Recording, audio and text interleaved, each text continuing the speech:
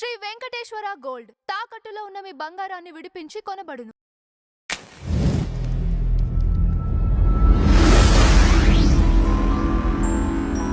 నమస్కారం బాలకృష్ణ గారు. జన్మనిచ్చిన తల్లిదండ్రులకు నమస్కరిస్తూ విశ్వేశ్వర కరుణాకటాక్ష సిద్ధిరస్తు. చెప్పండి. ఫైనల్ గా తిరుమల తిరుపతి లడ్డు విషయంలో కల్తీ జరిగినట్టుగా నిర్ధారణ అయిందండి. ఓహో, సూపర్. సో మరి మీ హిందూ సంఘాలు వీటి మీద ఎలాంటి యాక్షన్ తీసుకోబోతున్నాయి? అసలు ప్రతిరోజు మా జగన్మోహన్ రెడ్డి గారి మీద పడతారేంటి మీరంతా? ఆ ప్రభుత్వంలోనే జరిగింది మరి ఇదంతా. అందుకని జగన్మోహన్ రెడ్డి గారి మీద పడుతున్నారు. Guinness book of world records లో ఎక్కాల్సిన పేరుని చెడగొడుతున్నారు మీరంతా కలిసి. ఓకే. ఇన్ని సంవత్సరాలు బెయిల్ మీద బయట ఉండి ఉన్న వ్యక్తిని ప్రపంచంలో ఎవరు లేరు, మా జగనన్న ఒక్కడే. ఇన్ని స్కాములు చేసి గిన్నిస్ బుక్ లోకి ఎక్కలేరు. అసలు ఇంకా విచిత్రం ఏంటంటే, మాట్లాడతాను నేను తిరుమల దీని గురించి మాట్లాడతాను. ఇంకా విచిత్రం ఏంటంటే 2014 నుంచి 2019 ఆయన తెర మీద ఉంది కదా మన జగన్మోహన్ రెడ్డి గారిది. 1924 ఆ టైంలో ఉన్న మినిస్టర్స్ 5 పేర్లు చెప్పగలుగుతారా? శాఖలతో సహా చెప్పలేరు. ఇప్పుడున్న మినిస్టర్స్ పేర్లు చెప్పగలుగుతారా? చెప్పచ్చు. లోకేష్ గారని, ఇంకో అనిత గారని, ఇలా పేర్లు చెప్పచ్చు. మన పవన్ కళ్యాణ్ గారని, ఇలా మినిస్టర్ల పేర్లు చెప్పచ్చు. అప్పుడు చెప్పేవాళ్ళు మినిస్టర్ల పేరు గుడ్డు మినిస్టరు, బూతుల మినిస్టరు, దొంగ మినిస్టరు, ఇలాంటి పేర్లు. అంటే వాళ్ళు ఎంత ప్రీ ప్లాన్డ్గా ఏపీని దోచేసుకున్నారంటే, వీళ్ళు చేసినటువంటి టెరంలో 2019 to 24లో భగవంతుడి కృప ఉండి 24 మన పార్టీ మారి చంద్రబాబు నాయుడు గారు వచ్చారు. అదే పార్టీ వచ్చినట్టుంటే ఆంధ్రప్రదేశ్ ప్రజలందరూ కూడా బొచ్చ పట్టుకుని అడుక్కునేవాళ్ళు. భూరక్ష అని భూములతో సహా కబ్జా చేసేశాడు. కమింగ్ టు తిరుమల తిరుపతి దేవస్థానం, నాకెందుకో ఆ ఛార్జ్ షీట్ లో పేర్లు కూడా నేను రాసుకున్నా. నేను నిన్న ఎవరో నాకు ఛార్జ్ షీట్ పంపిస్తే చూసా, అందులో పేర్లు కూడా రాసుకున్నా. నాకు అర్థం కాని పాయింట్ ఏంటంటే, కొండను తవ్వి ఎలుకను పట్టారా? కొండని తవ్వి ఎలుకను పట్టారా? 36 మంది మీద ఛార్జ్ షీట్ ఫైల్ అయింది. ఎప్పుడు? 2026 తిరుమల తిరుపతి దేవస్థానం లడ్డూ ప్రసాదంలో అసలు నెయ్యి వాడబడలేదు, అన్ని కెమికల్స్ తో వాడారు. అసలు అది నెయ్యి కాదు. ఏ స్వీట్ షాప్ వాడు కూడా అలా చేయలేరు. అలా చేస్తే ప్రతి స్వీటు మనకి రూపాయికే వచ్చేస్తుందేమో. ఇక్కడ పాయింట్ ఏంటంటే, ఎవరు ఎన్ని చేసినా తప్పెవరిది? టీటీడీ యాజమాన్యాన్ని. ఖచ్చితంగా టీటీడీ యాజమాన్యందే. పోమిల్ జైన్, విపి జైన్, వీళ్ళు భోలేనాథ్ డైరీకి పర్సనల్స్ అనుకో, డైరెక్టర్స్ అనుకో, వీళ్ళని ముద్దాయిలుగా చేర్చాడు. ఆ తర్వాత ప్రళయ కావేరి మురళీకృష్ణ, ఈయన్ని ముద్దాయిగా చేశారు. ఆ తర్వాత ఆర్ఎస్ఎస్విఆర్ సుబ్రహ్మణ్యం గారు, ఈయన ఎక్స్ ప్రొక్యూర్మెంట్ జిఎం, ఈయన్ని ముద్దాయిగా చేర్చారు. అది కాక ఎంప్లాయీస్ ని దోషులుగా చూపించారు. చిన్నరాజప్ప ఆయన్ని కూడా చేర్చారు. ఎందుకు? పైన బ్రాకెట్ లో ఏం పెట్టారు? PA to YV Subba Reddy. అంటే వీళ్ళ అనుమతులు లేకుండా, వీళ్ళ ప్రమేయం లేకుండా గవర్నమెంట్ టీటీడీ ఎంప్లాయీస్ కానీ, ఆ తర్వాత చిన్నరాజప్ప కానీ, చైర్మన్ గారి అభిప్రాయాలు కాకుండా, సీఎం గారి ఆదేశాలు లేకుండా ఇంత స్కామ్ ఎలా చేస్తారు? అందుకే ఇందాక కొండంతవి ఎన్నికలు పెట్టారు అన్న. అసలు మెయిన్ చివరికి బలైపోయింది ఎవరయ్యా అంటే టీటీడీ ఉద్యోగస్తులు. సిట్ ఉంది, సిబిఐ ఉంది. చివరికి ఛార్జ్ షీట్ లో వాళ్ళు పేర్కొన్న లాస్ట్ ఐటమ్ ఏంటంటే యానిమల్ ఫ్యాట్ ని యూజ్ చేసి ఉండకపోవచ్చు అని ఇచ్చారు. ఎవరిని తప్పుపట్టాలి ఇప్పుడు? ఎవరిని తప్పుపట్టాలి? ఏమనుకోవద్దు అంటున్నానని, కూటమి ప్రభుత్వానికి బుద్ధి ఉందా లేదా? జగన్మోహన్ రెడ్డి గారిని అరెస్ట్ చేసే దమ్ముందా లేదా? లేదు. ఇన్ని అరాచకాలు చేస్తున్నా ఆయన మీద ఈగలులా వాళ్ళని ఎట్లా. ఇక రెండో పాయింట్కి వస్తే 20 కోట్ల లడ్డూలు వచ్చినాయి వీళ్ళ టైంలో, జగన్మోహన్ రెడ్డి గారి టైంలో. అంటే 20 కోట్ల మంది ఇంటూ 2 వేసుకున్న 40 కోట్ల మంది ఈ శ్రీవారి ప్రసాదాన్ని తిన్నారు. ఒక లడ్డు పూర్తిగా పంచుతాం కదా మనం, 40 కోట్ల మంది తిన్నారు. వీళ్ళు ఎంత క్యాలిక్యులేటెడ్గా, ఎంత పకడ్బందీగా, ఎంత క్రిమినల్ మైండ్తో వ్యవహరించారంటే ఈ 40 కోట్ల హిందువుల్ని కూడా చంపేయాలని కంకణం కట్టుకున్నారా? హిందూ మతం చెప్తా, హిందూ మతం అనేది ఉండకూడదు అని డిసైడ్ అయిపోయారా? దీన్ని బయోవార్ అనకూడదా? ఈ 40 కోట్ల మందిలోకి కెమికల్స్ వెళ్ళి ఉంటాయిగా. ఈ రోజు వరకు భగవంతుడి దయ వల్ల ఏమీ కాల. ఏదన్నా జరిగితే ఇన్ ఫ్యూచర్ ఒక 6 నెలలాగో 7 నెలలాగో యాక్షన్ రియాక్షన్ అయితే హిందువుల పరిస్థితి ఏంటి? ఇదే విధంగా అంతకు ముందు కూడా చేశారు. దిక్కుమాల మద్యాన్ని ప్రవేశపెట్టి 30,000 మందిని చంపేశారు. ఇంత అరాచకాలు జరుగుతున్నా చంద్రబాబు నాయుడు గారు చూస్తూ ఎందుకున్నారు? పర్పస్ ఏంటి ఉండటానికి? నేను అభివృద్ధి చేస్తున్నా అన్నారే. పిపిపి అని పెట్టారు కదా, ఎవరైనా టెండర్కి వచ్చారా? రాలా. వాళ్ళకి వాళ్ళు ఏం ప్రచారం చేసుకుంటున్నారు? మాకు 11 సీట్లు వచ్చినా జగన్మోహన్ రెడ్డి గారి పిలుపుతో ఎవరు టెండర్లు వేయడానికి రావట్లేదు అంటున్నారు. ఇప్పుడున్న ప్రభుత్వానికి సిగ్గుందా? ఎందుకు వదిలేస్తున్నారు? ఈ రోజుకి కూడా నేను అంతకు ముందు మన ఛానల్లోనే చెప్పా, ప్రతి డిపార్ట్మెంట్లో చెయ్యి కోసుకునే అధికారులు జగన్మోహన్ రెడ్డి గారి తొత్తులు ఇంకా ఉన్నారు. This no doubt about it. నేను అది చేశాను, ఈ లక్షల కోట్లు వస్తున్నాయి, ఆ లక్షల కోట్లు వస్తున్నాయి అని చెప్పుకున్నారు చంద్రబాబు నాయుడు గారు. రైట్, ఎంతో మందికి ఉపాధి కల్పిస్తుంది.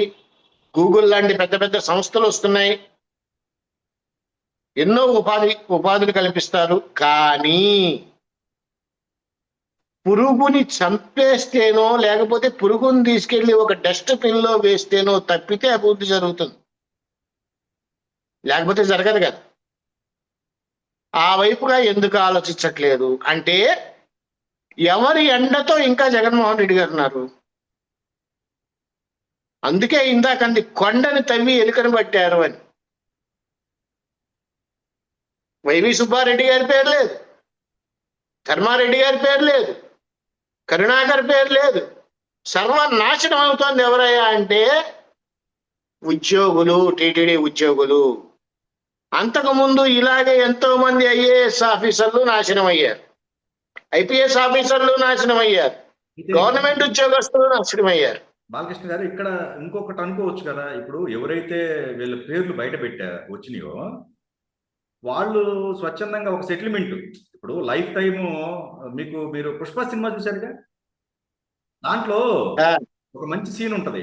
ఏంటంటే ఇప్పుడు ఎవరైతే అరెస్ట్ చేస్తారో, ఫస్ట్ అరెస్ట్ చేసినప్పుడు జీవితం మొత్తం ఎంత సంపాదిస్తావు నువ్వు? 1 కోటి రూపాయలు సంపాదిస్తావు, ఇదిగో 1.5 కోటి తీసుకెళ్ళి. సో అట్లా కూడా ఈ 36 మందికి సంబంధించి ఇన్ఫ్లుయెన్స్ చేసి ఉండొచ్చుగా.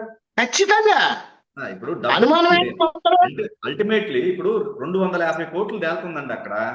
ఈ 250 250 కోట్లు మహా అయితే ఒక 10 కోట్లు ఖర్చు పెట్టారనుకోండి, వాళ్ళ కుటుంబాలకు వాళ్ళకు లైఫ్ టైం సెటిల్మెంట్, వెళ్ళి జైల్లో ఉండలేరా?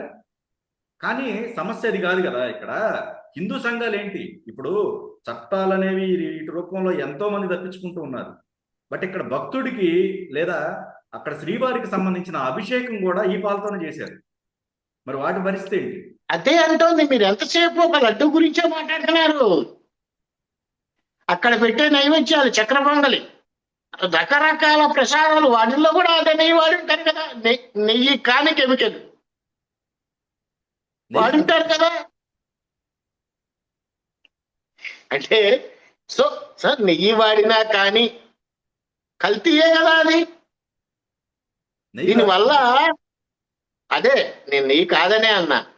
దీనివల్ల 40 కోట్ల మంది ఇండైరెక్ట్ గా ప్రసాదం తిని వాళ్ళ బాడీల్లోకి కెమికల్ ఎట్టా వెళ్ళిందో, ఇంకో 10 కోట్ల 15 కోట్ల మంది కొండ మీద ప్రసాదాలు తిని వాళ్ళల్లో కూడా కెమికల్ వెళ్ళి ఉంటది కదా.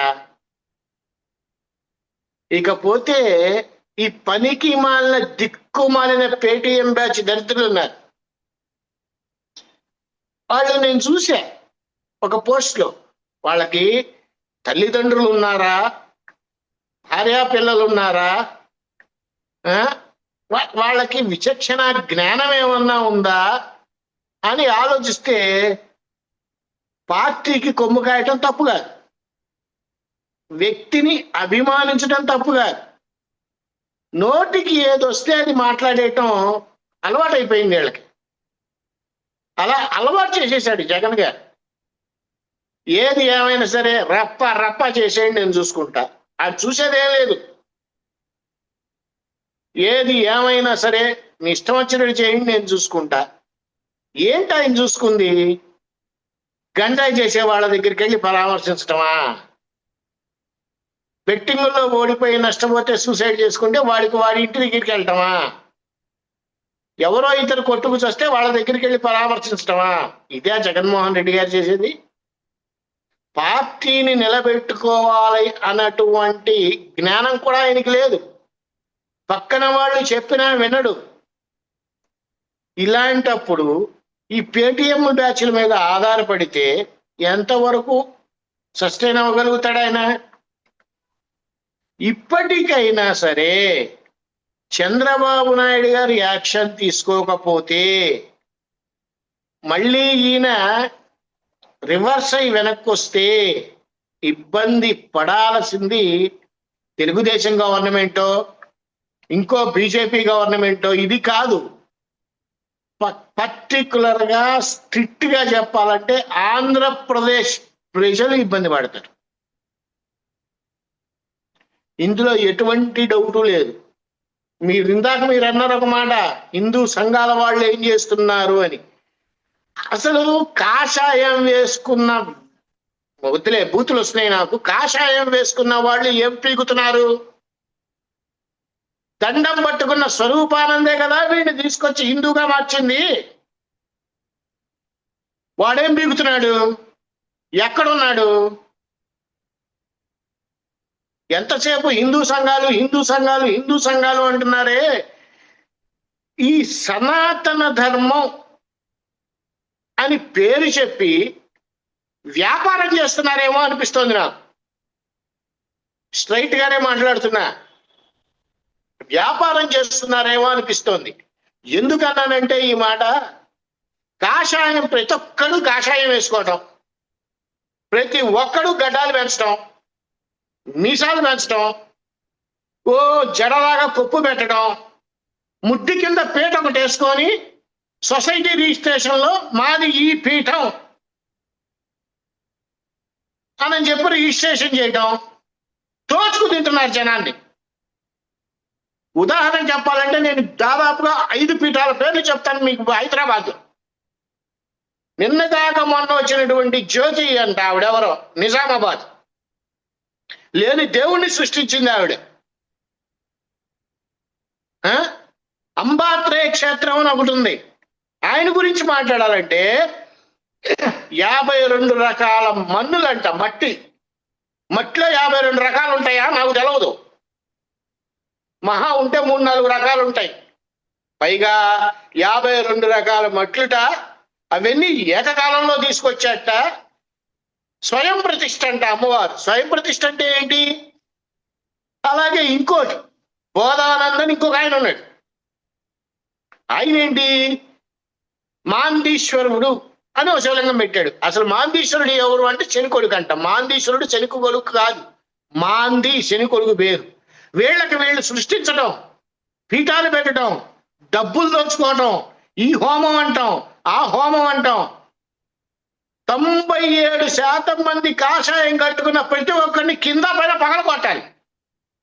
వాళ్ళ కదా నాశనం అవుతుంది సనాతన ధర్మం. లేకపోతే అవుతుందా? సనాతన ధర్మం అంటేనే వేద ధర్మం. అవి ఎవరి ఆలోచించరు. ఎటువైపు వెళ్తున్నాం, ఏం మాట్లాడుతున్నాం, ఎలా జరుగుతోంది, ఇవేమీ అక్కర్లా. లాస్ట్ గవర్నమెంట్లో వాడు దోచుకున్నాడు. ఈ గవర్నమెంట్లో వాడిని కాపు కాయటానికి పక్కన పెట్టుకొని సేవ తీర్చడానికి ఈ గవర్నమెంట్లో మేమున్నాం. వచ్చే గవర్నమెంట్లో వాళ్ళు వేరే ఏదో చేస్తారు. చివరికి చంకనాకిపోతోంది ఆంధ్రప్రదేశ్ ప్రజలు. ఎంత బాధేస్తుందంటే అంజి గారు, ఒక్కొక్క మాట వింటా ఉంటే ఎక్కడో మండుతుంది. నిన్న ప్రాక్టికల్గా నేను ఇందాక ఇంకో మాట అన్నా. నిన్న ఒక వైసీపీ వ్యక్తి ఫోన్ చేశాడు నా, ఇదే మాట అన్నాడు. 11 మంది ఉన్న పీపీపీని ఆపి పాడేశాడు, ఏం పేగలుగుతున్నారు మీరు అని. నన్ను అడుగుతామేమిట్రా అంటే, మీరని కాదండి, మామూలుగా అడుగు మాట్లాడుతున్నాను నేను.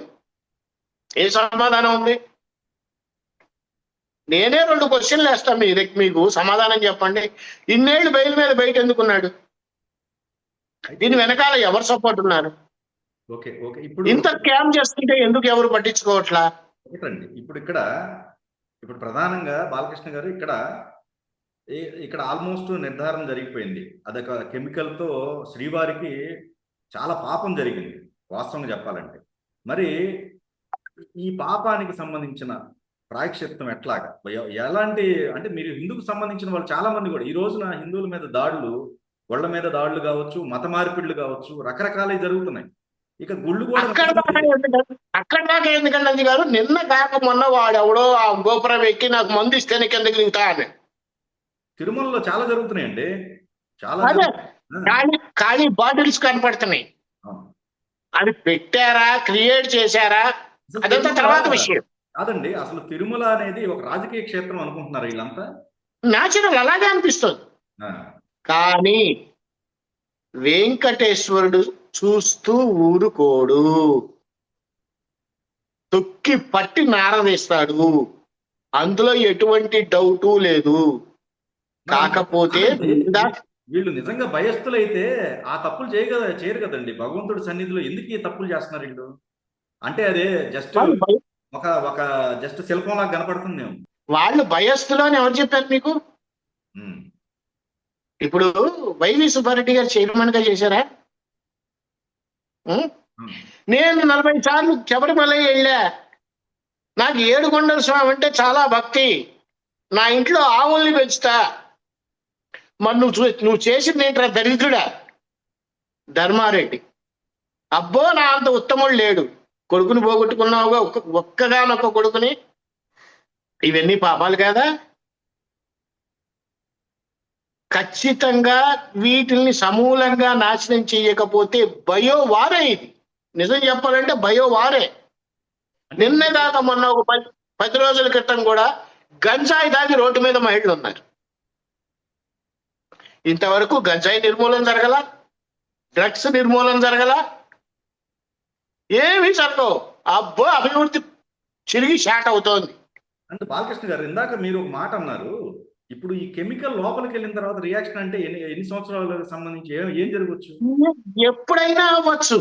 ఉమ్, ఓ సంవత్సరం ఆగవచ్చు, 2 సంవత్సరాలు ఆగవచ్చు. ఏముందండి, ఈ కెమికల్ వల్ల లివర్ దెబ్బతింది అని రిపోర్ట్ వచ్చింది అనుకోండి, ఏంటి పరిస్థితి? ఈ కెమికల్ వల్ల కిడ్నీ దెబ్బతింది, ఏంటి పరిస్థితి? ఓకే, అంటే టార్గెట్ అలా హిందూ. 30,000 మంది చచ్చిపోయారు మందు తాగి. ఓకే, అది కల్తీ మద్యం. కల్తీ మద్యం అది వేరు. కల్తీ మద్యం అయినా కెమికల్ అయినా బోత్ ఆర్ సేమ్. ఓకే, కల్తీ అంటే ఏంటి? డూప్లికేట్ అనే కదా అర్థం. Right right. అది నేను అంటుంది. ప్రతి ఒక్కళ్ళు ఇప్పుడు గవర్నమెంట్ కష్టపడట్లేదా అంటే చాలా కష్టపడుతుంది. ఎన్నో ఫ్యాక్టరీలు తీసుకొస్తోంది, అభివృద్ధిని ఎలా చేయాలి అని చూస్తోంది, అమరావతిని ఎంతగా పరుగులు పెట్టించాలి అని చూస్తోంది, పోలవరాన్ని తొందరగా కంప్లీట్ చేయాలి అని చూస్తుంది. అన్నీ చూసిన వాళ్ళు జగన్ని అరెస్ట్ చేసే దమ్ము కూటమికి లేదా? ఎవరు కాపాడుతున్నారు? అంతకు ముందులోకి వెళ్తే జగన్ని ఎవడు ఏం పట్టించుకోవట్లేదు, సెంట్రల్ గవర్నమెంట్ హస్తం ఉంది అని అనుకున్నది మనమే ఆయన గవర్నమెంట్ లో బిట్వీన్ 2019 to 24. మరి ఇప్పుడు ఎవరు హస్తం ఉంది? బాలకృష్ణ గారు, సరే ఇప్పుడు ఈ రాజకీయాలను ఒక ఎత్తునైతే ఇప్పుడు మరి హిందువులుగా బీజేపీ స్టాండ్ ఎలా ఉంటది హిందూ పార్టీకి సంబంధించి? బీజేపీ ఇప్పుడు బయటపడుతుంది కదా. అంజు గారు, నేను ఏదైనా ఒక మాట చెప్తే చాలా ఇబ్బందిగా ఉంటుందేమో. సనాతన ధర్మం, హైందవ ధర్మం అని పేర్లు చెప్పుకొని ఓట్లు అడుక్కోవటానికి తప్పితే దేనికి పనికిరారు. దేనికంటున్నానంటే ఈ మాట, కాశీలో గుడిలు ఎవరు కట్టారు అనేటువంటిది ఎవరికి తెలియదు. అతను ఏది మన 1000 కాళ్ళ మండపం టైపులో మణికర్ణికా ఘాట్ ని పగలగొట్టేశారు. దేనికి? వెడల్పు చేయాలంట, కారిడార్ చేయాలంట. వీళ్ళు చేసిన ప్రతి పని నాకు నచ్చలేదండి. కారిడార్ కారిడార్ కారిడార్ అని సర్వనాశనం చేశారు విశ్వనాథుడి గుడిని. అందులో ఉన్నటువంటి పవిత్రత పోయి అక్కడే టీలు అమ్ముతాడు, అక్కడే ఏవేవో అమ్ముతూ ఉంటాడు. ఇప్పుడు అదే మణికర్ణికా ఘాట్ ఉన్నవి 64 ఘాట్లు. నీ ఇష్టం వచ్చినట్టు పాల్గొట్టి ఎవడిచ్చాడయా మీకు అధికారం? గవర్నమెంట్ మీది అంటే ఏదైనా చేసేస్తారా?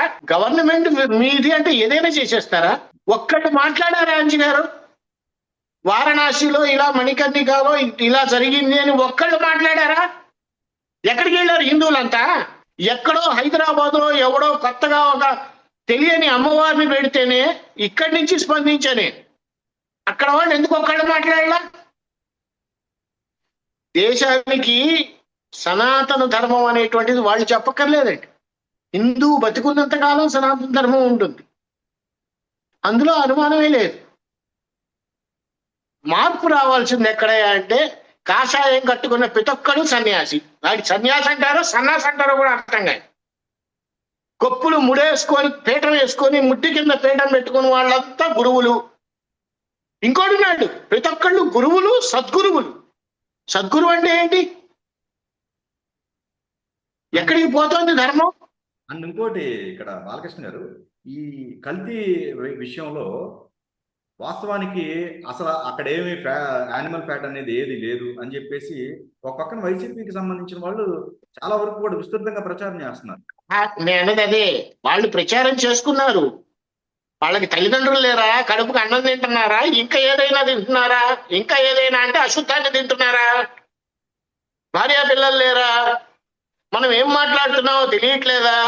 పేటిఎంలో డబ్బులు వేస్తున్నారని అని చెప్పి నీ ఇష్టం వచ్చినట్టు మాట్లాడమంటే మాట్లాడేస్తావా? నిన్నగాక మొన్న ఆయన పేరేంటి, విజయసాయి రెడ్డి గారు, ఆయనే చెప్పాడు కదా, నాకు పేటిఎంలు చాలా మంది ఉన్నారు, అలాంటి వాళ్ళలో ఈ సాయి ఒకడు అని. వాళ్ళకి వాళ్లే చెప్పుకుంటున్నారు, వాళ్ళకి వాళ్లే క్వార్టరీ నిర్మించుకుంటున్నారు. అన్ని చేసి జగన్మోహన్ రెడ్డి గారికి ఏమీ తెలియదు అని చెప్తాడు. చెవులో పూలు పెట్టుకున్నారు జనాలు. ఒక సీఎంకి ఏమీ తెలియకుండా తిరుమలలో కల్తీ జరుగుతుందా? ఒక సీఎంకి ఏమీ తెలియకుండా ల్యాండ్ దొబ్బేస్తారా? ఒక సీఎంకి ఏమీ తెలియకుండా శాండ్ దొబ్బేస్తారా? ఏంటి ఏమీ తెలియకుండా కోట్ల కోట్లు లిక్కర్లో దొబ్బేస్తారా? ఈ విషయాలు ఏమి సీఎంకి ఎక్స్ సీఎంకి తెలియదా? చెప్పేవాడు ఉంటే వినేవాడు లోకు అంట. ఇట్లా ఉంది వీళ్ళు చెప్పేది. ఎంత దరిద్రమైనా సరే, ఎంత చండాలమైనా సరే, నేను ఇందాక ఒక మాట చెప్పా, మనకి కాఫీలో ఈగ పడితేనే ఇట్లా తీసి పక్కన పడేస్తాం. డైనోసార్ పడితే ఏం చేస్తాం? పట్టుకుంటామో, లోపల పెడతామో, చంపేస్తామో తర్వాత విషయం. జగన్మోహన్ రెడ్డి గారు బయట ఉన్నంత కాలం ఏ మాఫియా కావాలంటే ఆ మాఫియా జరుగుతుంది, సమస్యే లేదు. ఇప్పటికీ మళ్ళీ చెబుతున్నా, కూటమి ప్రభుత్వానికి దమ్ము లేదు, కూటమి ప్రభుత్వానికి ధైర్యం లేదు. పిరికి బంద కూటమి ప్రభుత్వం. ఎంత చంద్రబాబు నాయుడు గారు అక్కడ సెంట్రల్లో సపోర్ట్ ఇస్తున్నా వాళ్ళు చెప్పింది అయినా ఖచ్చితంగా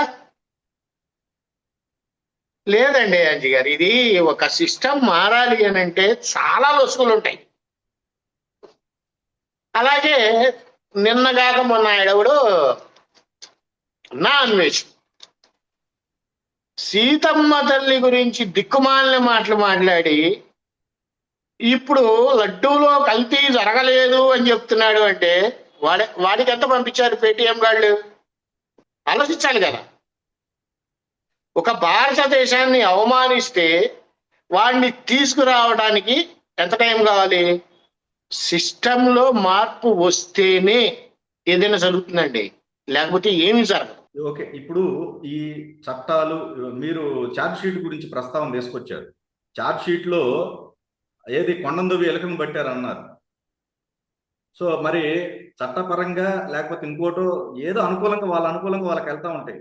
భగవంతుడు వీళ్ళకి ఇచ్చే పనిష్మెంట్ ఎలా ఉండొచ్చు అంటారు? భగవంతుడు ఇచ్చే తప్పించుకుంటారంటారా భగవంతుడి దగ్గరికి కూడా వీళ్ళు? అస్సలు సమస్య లేదు. భగవంతుడు ఇచ్చే పనిష్మెంట్ వేరే లెవెల్. దాన్ని అసలు ఊహించలేము, అస్సలు ఊహించలేము.